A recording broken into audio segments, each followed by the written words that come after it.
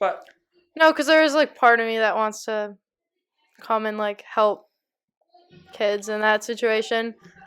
But I mean, I don't know, because it's not a fun place to be. But you can get out of it and still play college soccer. exactly.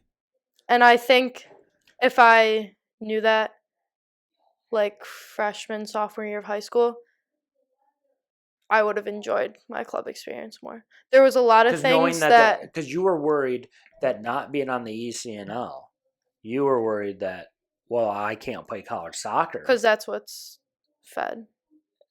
Yeah, but it's a But but you just said 10 of your yeah, RL teammates are on yeah, are playing college soccer. yeah, And the D1 player, there's going to be less D1 soccer players yes. because of the The 28 thing, yeah. rule, right? So that's just going to trickle down, and some of these top ECNL players are going to go D2. Yeah. And then that's only going to help D2 be better. Mm-hmm. You know, so yeah. So in hindsight, you wish that you would have saw the big picture and long term.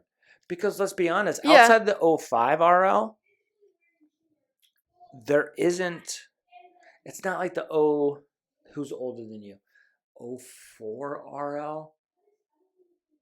Yeah. I mean, there's a few of those players, but most of them quit that RL team. And it's like Maddie Ralston is still playing. Okay. And she's a Geneseo. But then the 03 RL, not that many players. Really? So that's when you saw like the path, like RL. Yeah. Well, because that's, I mean, also a lot of the politics got kind of brought up, and once you see what certain coaches are looking for in an ECNL versus RL player, yeah, it's not always being a certain. It's not just soccer. Like, right. I mean, you know, like I was like small growing up, like kind of slower, and coach will take athletes over soccer players. Yep. And I think if I would have known that, and if someone like told me that before my senior year, then it's easier to relax in the process. Because when you're in it, though, you don't know. No. Everything is the end of the world, or Yes. everything is like great. You make ECNL and oh my god, I'm the best player in the world, and then you get sent to RL and I'm quitting. Exactly. Yeah. Aren't you glad you didn't? Yes, I'm glad I didn't. Because I mean that was an option.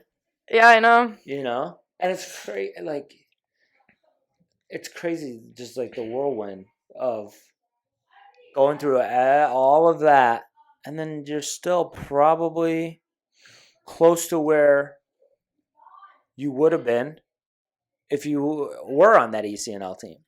Yeah, and I got to a point. You would have been a D1 mid-major. Yeah. And that's where you are.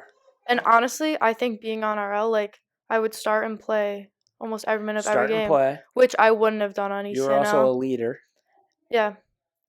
And I had that conversation at some point. I think it was like sophomore year. I was like, if I'm going to be on ECNL and not play, like, what's the point? Like, I'm here to play soccer. And that was also, like, when I was getting recruited and stuff. Like, yes, D1 sounds fantastic, but if I can go to a good D2 program that I'd play at, and then obviously it was D1 and I was still playing, but, like, the letters and numbers don't matter as much to me. I mean, some people they do, and I've seen it, but I just want to play soccer. Yeah. And that's, I mean, I'm playing college soccer now. I'm not on a team or like sitting on a bench.